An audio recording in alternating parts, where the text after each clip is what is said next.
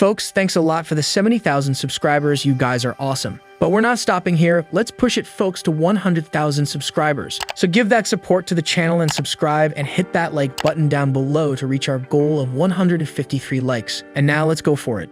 In the first scene of Windbreaker, a boy is walking on a tightrope inside his mind as traumatic memories invade his nightmare when he was rejected for being who he was at school, for not having anyone to take care of him, or for his strange appearance. His eyes and hair disgusted society, and this isolation led the young man to the darkest depths of his suffering. When he finally wakes up, he feels anger as a consequence of this isolation. In the commercial district of Tanpu, children played joyfully on the streets on a pleasant morning, while the rejected young man philosophizes alone that he only cares about the strongest, never the weak.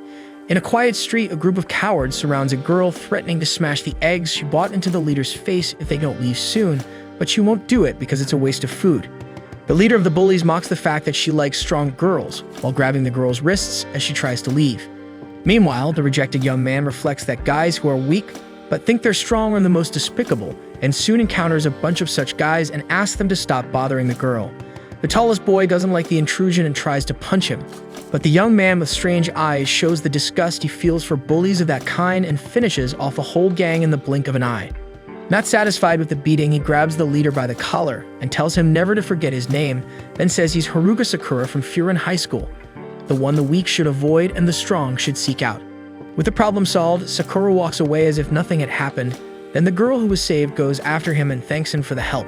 Strangely, Sakura takes a few seconds to realize she's talking to him, then loses his temper and says that saving her wasn't his intention, showing his lack of social skills. Confused, the girl asks if he's hungry. He refuses. However, in the next scene, he ends up being taken to the diner where the girl works, and getting to know the boy a bit more, she finds out he's from out of town and remarks it's rare to see people moving to this city. Until recently, this place had a reputation for constant gang fights and organized crime, so it wasn't exactly a destination people wanted to move to. In fact, she herself, who introduces herself as Tachibana Kotoha, wasn't born in this city. During this conversation, Sakura wonders why this girl is being so friendly with him, since he's used to being feared by others, especially after beating up 5 guys in front of her. Seeing that the guy was lost in thought, Konoha suggests he try the omurice, and upon tasting the dish, it was love at first bite, even though Sakura was disappointed to find out they don't deliver food home. Lowering the guard of the irritated boy, she brings up his appearance, asking if he wears colored contacts or dyes his hair. Sakura immediately frowns, but Konoha shamelessly examines his strange marble-like eye up close. Sakura backs off from the advance and challenges the girl to a fight because people always make fun of his appearance. However, Konoha likes Sakura's look and recalls with a hand gesture that she once saw a boy with very different hair. Sakura emphasizes that appearance doesn't matter in a fight, which is why he joined Furin, where the weakest and most powerful reside, with daily faction wars that uphold the law of the jungle. Whether it's Christmas or International Peace Day, it's all-out brawl at Furin, and that's where Sakura intends to reach the top. Kotoha comments that the guy is talking tough, but he corrects her by saying it's quite the opposite, a bunch of degenerates in an endless battle to crown the worst of the worst. The girl admits the young man is dedicated and must be eager to start studying since he's already in uniform, even though classes don't start until tomorrow. Sakura is outraged by the blessed girl's pathetic understanding of Furin High School's real nature, so he asks her to settle things outside. However, the friendly Mr. Yama interrupts the boy's tantrum and thanks Konoha for the meal as he heads for the exit, and Sakura has the decency to hand over a package the old man had forgotten. As a reward, the old man left some sweets for the young man because that bag was a gift for his grandson.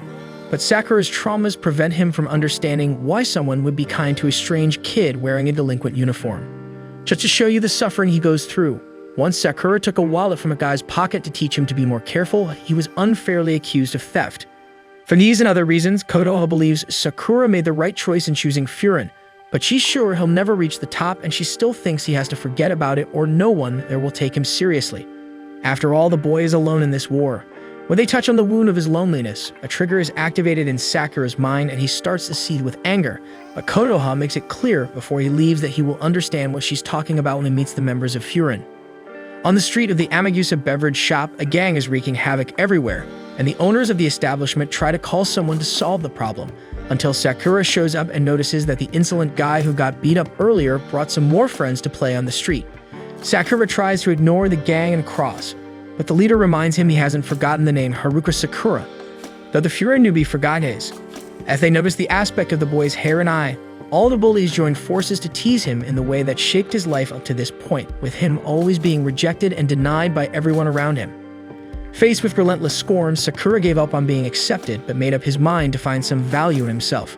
So while the gang leader reminds him that the earlier incident wouldn't go unpunished, Sakura punches him square in the nose, even though he was always sure it was other people who wanted to stay away from him. After all, in Sakura's mind, his appearance is bizarre, but still, he never understood what he did to deserve so much repulsion. During his reflection, he lays the smackdown on the entire gang without mercy, consumed by the fury that courses through his veins due to the insults suffered, wondering what the heck being at the top has to do with being alone, especially because there's only room for one at the top, and that one needs to be himself, Hakura Sakura. Devastating his enemies one by one, some of the remaining wrongdoers start to run, while Kotoha, innocently washing dishes, ends up leaving the diner to see what was happening and is taken hostage by the gang. The gangster who grabbed the girl remembers that the Furin never do anything when a rival takes a resident hostage, but Sakura is outraged by the fact that the man brought a knife to the party, so he takes him down without hesitation. He advises the gang to reconsider their choices regarding the type of weapon they use to fight, so the rest of them go after him. There are many opponents at once, and Sakura knows that protecting Kotoha amidst this chaos could go south, but he doesn't know why he's protecting her since he gains nothing from it. Moreover, one of the opponents picks up the knife from the ground and cuts the protagonist's ankle, leaving him increasingly cornered by the enemy's strength until a gangster prepares to hit the boy with his baseball bat. However, just in time, a Furin member thanks the first-year rookie for his help and asks Kotoha not to tell you-know-who that she was in danger. Then this man knocks down the enemy with a bat and asks the gang not to stir up this kind of trouble in the city, while 3 more Furin members approach the commotion. The Furin who had just arrived for the brawl are frustrated by the lack of people in the opposing gang, while the enemies notice that the one in front of them is Hiraji, a feared fighter from the Furin. Still, they feel they can gain the upper hand, so they go after their opponents. The Furin leader, Hiraji, instructs Matsumoto with his mohawk, Kaji with his headphones, and Yanaji with his military-style haircut to beat up the enemy gang. In the midst of the brawl, Sakura is about to be hit by one of the opponents and can't react because of his injured ankle, but Hiraji prevents the worst and tells the rookie to run if he's not going to fight. Sakura gets annoyed and says that was his opponent, but Hiraji makes it clear that he won't be able to protect anyone standing in the crossfire. At this point, the surrounding residents gather at the windows and balconies of the buildings, cheering enthusiastically as if they were in the Colosseum of ancient Rome. Sakura doesn't understand what's happening, so Kotoha remembers, as she mentioned earlier, that this city really was a sewer of gangs and organized hooligans, but something changed that reality, and that something was Furin High School. Upon their arrival, the first thing they did was put up a sign at the city entrance, warning that those who harm others, destroy things, or have malice in their hearts will be destroyed by the Bafurin. Initially, they carried the name of Furin High School, but over time, the residents renamed the group to honor these defenders of the city, the Bafurin known as Windbreakers. In light of this, Kotoha finds Sakura's view of them amusing, thinking they were a bunch of violent crazies, but acknowledges that they were known as such until 2 years ago. But now they are loved and even necessary because the city's public safety is truly garbage. With this reality check, Sakura sees with his own eyes that these guys, even fighting in the streets like this and having this appearance, are loved by the people, not rejected. At this moment, some residents approach to praise the boy too because they saw how he handled himself alone at the beginning of the brawl. An elderly lady worries about providing first aid to his injured ankle, and Sakura threatens to freak out again in the face of all this sudden acceptance, until Kotoha takes over the bandaging and reminds him that Sakura is indeed alone, but not because of his fault or intention. Therefore, she emphasizes that the people of the city need people like him. Sakura replies that he doesn't need anyone, but the girl questions why he returned Mr. Yama's gift or even protected her during the whole fight. The truth is that Sakura hasn't given up on others yet, and he doesn't need to. But to demonstrate the truth in this feeling, Kotoha asks the boy to lift his head and look into the eyes of the people around, because only then can he become what he desires so much. Finally, Sakura accepts the sermon, albeit in his violent way, and affirms that even he is capable of being a delinquent who plays superhero and walks around as if he were the city's shield. That he delivers another kick to the leader of the opponent's face while wondering if he can finally establish some genuine connection, and thus begins the story of a useless, worthless, and hated boy who will become the hero of the city. The next day, Sakura shows up at the diner where Kotoha is acting all crazy, so the girl asks if he's got a stomach ache, until Mrs. Sato pops out from behind the guy after making him carry her all around town. He tells her to get off, but to top it off, the lady can't get out of there by herself. Sakura threatens to end the old lady, and since she's had enough of the young man's tantrums, she decides to get off on her own, driving Sakura even more crazy, especially since Mrs. Sato argued that she couldn't stand up because of her back pain. Fed up with it, he turns to run away, but Kotoha surprises him with 2 egg sandwiches with seasonal fruits because today is his school entrance ceremony. So she asks if he's excited, but the kid is still upset because he left early to take a stroll and ended up being used as a pack mule. At that moment, a weird guy comes in shouting for Kotoha's name until he trips at the entrance and falls flat on the ground. His name is Mirai, and clearly he puts a lot of value on his aesthetic appearance, so much so that he asks his friend what she thought of his look for the ceremony. Sakura points out that the uniform still has the tag on it, and the young man falls flat on his back trying to find the tag. With some effort, he also manages to find the tag on the pants as a bonus, and Sakura wonders how a guy like him ended up at Furin. Mirai doesn't let it slide and replies that he's never seen Sakura before either, so he presumes he's from out of town. Sakura confirms the suspicion, but has no intention of discussing more about his life. However, Mirai approaches and comments on the newcomer's hair and eyes, asking if it's all due to stress. Kotoha bursts into laughter and introduces Sakura to Mirai, explaining that he arrived in town yesterday. As for the vain guy, his name is Narai Hiro, and he wonders why nobody from outside would come to this place. Then he warns that Furin Academy is not just any school because the Ba-Furin are justice heroes who decided to fight for the city, helping the weak and destroying evil, and everyone who joins this school must carry that same will. Nare, for example, is part of it and is recognized by the residents, but someone who nobody knows who is ending up in this community doesn't make much sense. So without paying much attention to the provocation, Sakura replies that he wants to be at the top of the school. He agrees somewhat ironically that the Furin are indeed like saving heroes and that many of them are visibly strong, but becoming the most powerful among them is something that would satisfy him. With a serious expression, Mirai asserts that this is not possible, only to then warn Sakura that he'll go bald if he insists on trying. Kotoha laughs again and Sakura challenges the guy to settle it outside, but Mirai looks at his watch and says he has to leave now. Kotoha asks if he's not going to eat his usual breakfast, but he makes up an excuse that he only came to show off his look. Thus, before leaving, he announces that from today on, he'll also be an ally of justice. Then he bangs his head on the door and leaves. Kotoha comments that that guy is quite interesting, but Sakura thinks he's just a bratty kid who bulldozes others to talk non-stop, and that the Furin should be stricter with their members. After all, people who only care about appearance are the type who run away at the most important moment, and there's nothing more pathetic than that. Still on the subject, Kotoha asks if Sakura knows the color of the coffee fruit. In his mind, it's brown, but she says it's red and smooth like a cherry. At first, she thought the fruits were the beans sold in jars, but that's just the seed. In other words, seeing something from one angle doesn't mean you understand its entirety, and that also applies to this judgment against Mirai. Therefore, Sakura should talk to him and try to understand him, because that's how you really get to know a person. So to practice the lesson, Sakura asks if that guy is good at fighting, and Kotoha notes that the guy only cares about getting into fights with others. After leaving the cafe, Sakura reflects on what his friend said, but he still thinks he's right in what he said, regardless of everything. At that moment, a baker offers a fresh bread to the boy, who doesn't understand the reason for this gesture. The baker explains that the Furin are always helping the people of the city, so this would be a way to repay them. Moreover, the baker next to him reminds Sakura that he was one of the Furin in yesterday's fight, and this embarrasses the boy too much to accept the bread, but the baker insists and hands it to him in a bag for him to eat later. Walking through the streets, Sakura notices that the Furin are really recognized by the community and highly respected, but the boy is still not used to this kind of reception from others, so in his mind, the others are the ones acting strange, not him. Remembering the conversation with Kotoha again, he wonders if he too didn't decide beforehand that nobody could look at him like that. Suddenly, a girl asks for Furin's help because in one of the alleys in the area, Narai was cornered by a gang. According to the leader, he was finally having an interesting conversation with a woman, but Furin ruined everything by interfering. Narai argues that the girl wasn't into it, but the gang doesn't care and leaves. Narai grabs the leader by the collar and doesn't let him go. The man elbows the boy in the face, while everyone around laughs at humiliation. Despite this, once again, Narai grabs the opponent, reciting the Furin motto about eliminating those who hurt others and carry evil in their hearts. The man gets tired of this nonsense and starts punching Narai to make him let go. But just as he was about to deliver the blow that would make the boy fall, Sakura arrives with a flying kick and throws the guy away. Narai asks why Sakura is saving him, as well as the other gang members, but Sakura makes it clear that he can't stand weaklings who think they're strong. So the gang attacks the boy, who in the blink of an eye takes down all the enemies. Narai can't believe what he just witnessed, and when Sakura looks directly back at him, Furin's proud member swallows hard in fear.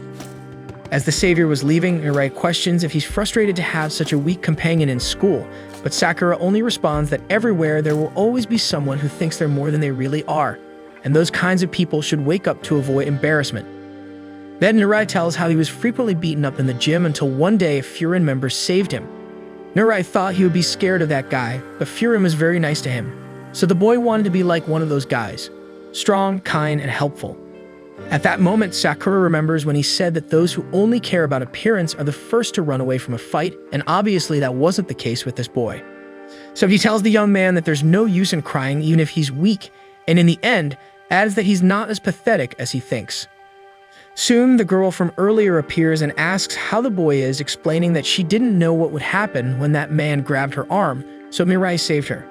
Therefore, she thanks the boy and also Sakura, and as always, the strange boy gets flustered and starts to leave. However, Mirai calls the protagonist back and appears with a notebook, asking about the height, weight, and blood type of the type of girl he likes. Then he measures Sakura at 5 feet 7 inches and guesses he weighs about 132 pounds. Sakura punches the guy's head and tells him to stop being weird, so Mirai explains that he likes to gather data on people he thinks are cool, and then offers to actually show Sakura around the city, showing the people and places worth seeing, heading to the top. Soon Mirai pulls Sakura by his shirt and drags him to Furin High School. Upon arrival, a corridor of Okinawan cherry trees illustrated the place alongside the school flag, until an unknown Furin member welcomes the first-year newcomers. However, Sakura was actually still eating cold bread in the alley corner because, according to him, fighting makes him hungry. Mirai insists on heading straight to school, and after much insistence, the hungry student eventually follows his lead. Actually crossing the cherry tree corridor, Mirai proudly introduces the Bofurin base officially. Sakura looks excited and hopes to find inside people like those who fought alongside him against yesterday's gang. Then Mirai presents the list of names divided by class, and he's excited to see that he's in the same class as his new friend, even though the friend doesn't seem to be on the same wavelength. Taking another look at the list, Mirai sees that Su and Kiryu will also be his classmates, including Sujura. Although he never exchanged a word with any of them, he thinks they're all amazing. However, Sakura doesn't care about who's in his class, so he prepares to enter the school, but before that, Mirai discovers that he will also share the room with someone not so pleasant. For this reason, he asks Sakura to be friendly with everyone in the class, always keeping a beautiful smile on his face. After all, Bofurin gathers to protect the people of the city, so it wouldn't be strange to find a member there who doesn't like outsiders. Taking this into account, Sakura must first prove that he has no intention of harming the city. However, instead of paying attention to his companion, Sakura was stretching because he doesn't know what kind of people he will meet in this place, so he needs to be ready for anything. In the face of this, Mirai insists that the talk is serious because Sakura is an outsider, and any misstep in this godforsaken place, the entire Furin will be against him. However, Sakura once again asserts that he doesn't care about having enemies because he will reach the top through fighting anyway. At that moment, he enters the classroom with a confident pose, and all the other students look directly at him with unfriendly faces. Mirai freaks out at the situation, but the atmosphere seems to please the buddy who accompanied him there. Then, a first classmate approaches calling Sakura by name, and as soon as the protagonist sets the base, Mirai tries to lighten the mood and asks who the dear eye patch-wearing colleague is. Thus, the guy politely introduces himself as Leonardo DiCaprio, but better known as Su, a foreigner who has an eye patch that seals an ancient Chinese spirit in his right eye. Mirai seems interested in the eye chat, while Sakura is sure this guy is making up a bunch of stuff. Anyway, Su assumes a much more serious expression and says that now it's time to talk about this guy Sakura. Mirai thinks prejudice against outsiders is about to start, but Su pats the new classmate on the back and comments that he was the star of the fight on the avenue yesterday. The students around ask what this story is about, so the eye patch-wearing member recounts that there was a fight between Furin and Spaltips, where Haraji showed up with other comrades, but the first to appear on the scene to protect the city was Sakura. This story attracts the whole class closer to the protagonist, who as always doesn't know how to deal with this kind of attention, but at least Mirai is relieved that no one saw his friend as an adversary. Soon, one of the Furin asks what Sakura, who is not from the city, intends to do here, so he replies that he intends to reach the top. Everyone looks at him dumbfounded, and Mirai tries to explain that the guy didn't mean he came to beat everyone up. But when Sakura responds that's exactly what he meant, a table crosses the room, thrown by a student who doesn't seem so receptive. Sakura is satisfied to meet a challenger, but his friend warns that that's Kyotaro Sugishiya, probably the most dangerous guy in this class. Without ceremony, Sugishiya advances towards the newcomer and punches a table that pushes everyone away. but his target is intact and without losing his pose. Watching the newbie go head-to-head with the veteran, the Furin around are left slack-jawed. Suo remarks that sparks are flying, something Mirai doesn't find interesting. Suo tells Sakura it's not a good idea to say you want to reach the top in front of Sugishita because he's the type of guy recognized for great skill since elementary school, and he's the only one considered a Bofurin, even though he's not even in high school. And most importantly, he's blindly loyal to the guy on top now, almost like worship, so pitying the one who says they want the top in front of him. One of the students tells Suo to stop provoking and break up the fight, or else the outsider will end up dead, but Suo is itching to get into this mess. Shortly after, Sugishita misses a punch and becomes vulnerable to a counterattack, so Sakura manages to land a kick on his chin. After that, he mocks Sugishita for being a fanatic who doesn't think for himself and would never lose to this kind of people. The two were about to continue the fight, but then the voice of someone testing if the room's sound system was working, along with another assistant who also has no idea what he's doing, comes from a sound system in the room. When all the students are paying attention, the man on the other side loudly congratulates everyone for entering the school. Sakura complains they interrupted right at the best moment, then calls Sugishita back to the fight, but he's seriously focused on the words coming from the device along with all the other students. On the other end of the line, the man identifies himself as Hajime Umemiya, the Bofurin representative. Hearing this, Sakura clenches his fists in excitement, finally knowing who the Furin he needs to defeat to fulfill his goal is. Interestingly, Umemiya isn't very good at speeches and frequently forgets what he should say, and upon receiving the new students at the school, he improvises that they should enjoy their youth by going to the beach or something. It would be nice if everyone went to the beach together to eat shaved ice. Nuri asks if he's really hearing that, then Sugishita questions what's wrong with shaved ice. Nevertheless, Umemiya acknowledges that not everyone will get along well enough in school to share shaved ice, but he hopes at least no one will fight on the first day of school, which immediately makes Sugishita wipe the blood from his mouth so as not to disappoint the boss. Finally, the representative emphasizes that the only thing that matters is that the Bofurin protect the city with all its people, things, and feelings. Hearing this, all the students respond enthusiastically, so Umemiya announces that the speech is over and now it's showtime. After that, Sakura observes that the Bofurin have a sense of unity and belonging he never imagined, wondering if it's solely because the leader is good at fighting. At that moment, Suo appears between Sakura and Sugishita and reminds them that this is the perfect moment for them to make amends, suggesting a handshake. Sakura asks what's with this guy because this fight is still going to have a second round, and it was Sugishita who started hitting him. Nuri asks why his friend's face is red and gets a bump on his head, while Suo leaves someone aiming for the top should know when not to engage in conflict. Moreover, he questions Sugishita, how the boss would react knowing he hit a fellow student. Thus, Sugishita extends his hand to his opponent and Nuri begs his friend to do the same. For his part, Sakura doesn't fare well in these moments of reconciliation, but it seems that it must be done, even though it's strange to touch someone other than in a fight. So seeing the handshake, Suo recalls the boss's words about the glow of youth, making the two angry. Soon several boys from the class hug the newbie and want to know how he managed to hit Sugishita, and while they debate about the fight, Sakura reflects that since arriving in this city, his human relationships were no longer solely based on contempt and violence. This reflection quieted the young man, and when another classmate asks if he's okay, Sakura shows his lack of social tact again, but at the same time he realizes that the human body temperature is warmer than he thought. Sometime later, a Bofurin calls all the students to go outside, and once there, Sakura found himself painting a graffiti-covered wall while wondering what the hell he's doing there. 30 minutes ago, Sakura complains that he just arrived in the classroom, but the superior doesn't want to hear it and tells everyone there to follow him to the courtyard. Checking his stopwatch, Haraji sees that it took people 7 minutes, 48 seconds, and 26 milliseconds to leave the room and comments that kindergarten is usually faster than that. Sakura pays attention to that guy and remembers he's the same one who appeared in yesterday's fight when he was saving Kotoha from the cafeteria. Suddenly, Haraji goes after Sakura and throws him to the ground, reminding him that he made it clear the kids shouldn't tell anyone that Kotoha was present in that place because if they find out she was in danger, it's going to be a lot of trouble. Finally, he gives the boy one more chance to keep his mouth shut, otherwise Haraji will end up vomiting blood from stress, although he has a remedy to relieve stomach pressure in the toughest moments. When Sakura backs away and Nurei asks what kind of guy Haraji is, so Sakura says he's just a weird guy who takes stomach medicine. Then Nurei quickly notes this information in his notebook. Sakura asks what this crazy interest is, so Nurei explains that Toma Hiraji is one of the 4 celestial kings of Bofurin. At the top of the school hierarchy, we have Umemiya. Below him, the 4 celestial kings, and each of them is captain of a class from each year. Each Celestial King from Group 1 in order has 4 different classes, and Sakura and Narai are from the Tamanshu class, for example. Soon Naraji tells everyone to split into groups of 4 or 5 to patrol the city. Each group must have a 3rd or 2nd year student, and these older students are the ones who will give the team orders. During the patrol, Sakura asks why she needs to stay on Subishida's team so soon, then Haraji explains that the leader asked him to keep an eye on both of them. Sakura argues that it wasn't even a fight because he just retaliated against the hairy guy's aggression, but Haraji doesn't care who started it and separates them again. While Sue comments that the Celestial King looks like a kindergarten teacher, with controlled tempers, Sakura wonders if it isn't easier to find those who cause trouble and punch them instead of walking around the streets.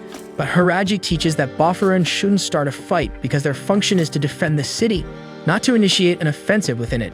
Sakura finds that boring, but Haraji thinks the annoying one there is this kid who only thinks about fighting all the time.